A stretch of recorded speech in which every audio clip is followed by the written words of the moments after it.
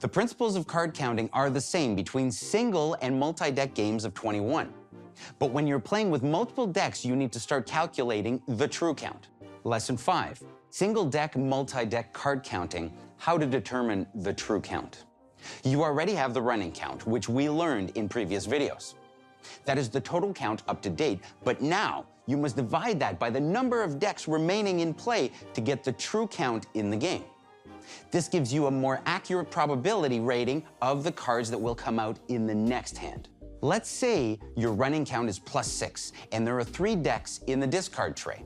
If you're playing at a table with a 6-deck shoe, that means 3 decks remain in the game.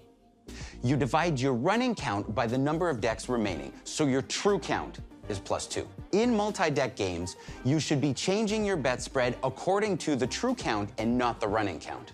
This is because the true count reflects all the decks in play in the game. So if we refer to our chart from earlier, true count, how much to bet? If the true count is +1 or lower, you bet 1 unit. If the true count is +2, you bet 2 units. If the true count is +3, you bet 4 units. If the true count is +4, you bet 8 units. If the true count is +5 or higher, you bet 12 units.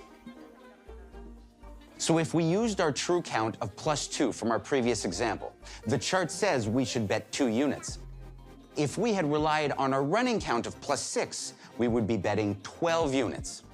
This is why keeping track of the true count is so important in multi-deck games. 10 units is a big difference and can affect your payouts massively across a blackjack session.